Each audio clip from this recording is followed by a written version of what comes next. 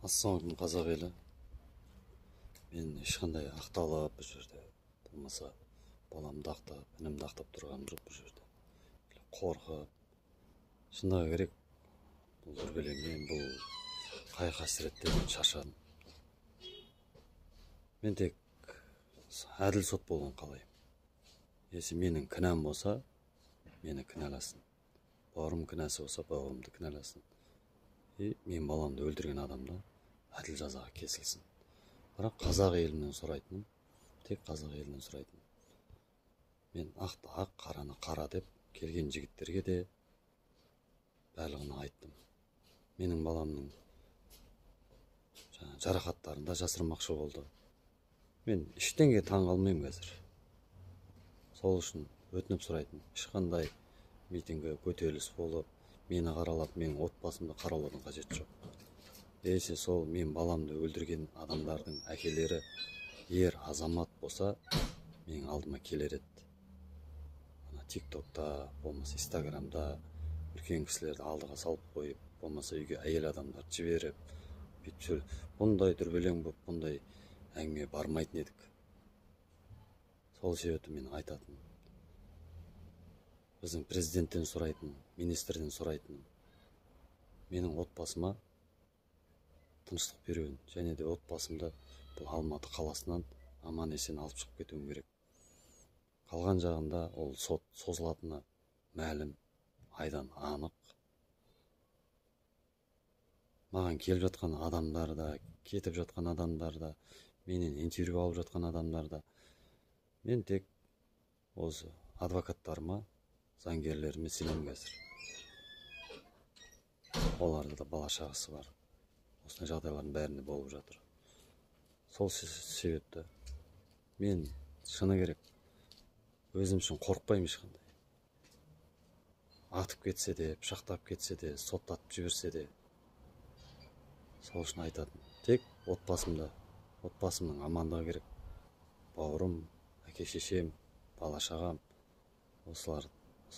соларды мен осы Алматы қаласынан, Алматы облысынан алып шығып кетсем болды. Аман есен. Осы айтатын. Қолымнан келгенше сабырлықпен, ақылға салып, артын ойлап, қолымнан келгенше тырысып жатырмын. Ешкімнен қорқып, ойланып тұрғаным жоқ. Бірақ сұрайтын.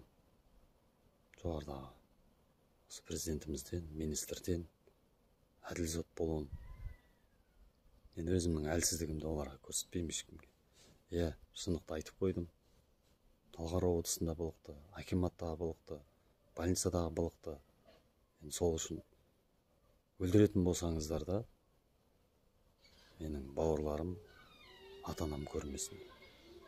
Ататын болсаңыздар да, мені жоқтап жыламасын деймін. Ал менің қылмысым бар екен, олар пышақпен келді. Мен енді о жерге ручка ұстап шықпайтын шығармын. Болмаса қағаз алып. Мен жалбарынып, жалынып сұрадым олардан. Қолдарынан алдым. Қолдарын еркекше беріп кетті сол жерде. Болды деп. Енді артынан келіп істеп отқан тірлігі. Менің отбасымның, біз сол жерде, мен Шерзат Нұрғанат болды. Біз қан төксек, айтсаңыздар болады, қараласаңыздар. Қан төкті бұлар, қан ішер деп. Мен қан төккенім жоқ, қан төкпеймін де. Неге десеңіздер, менің басымда болып жатқан жағдай, менің қарындасым, әйелім, анам қалай жылаған көрсеңіздер, сол кезде түсінесіздер. Сол себепті айтатын. Ешқандай анауға, қазір соғыс жоқ, бейбіт заманда ана жыламау керек. Әжелер жыламау керек. Білсеңіздер, анам, әкем деп жылау, ол бір бөлек. Ботам деп жылаған деген, ол вообще басқа әлем. Сол үшін айтады, қорқты, үркіді дейміз.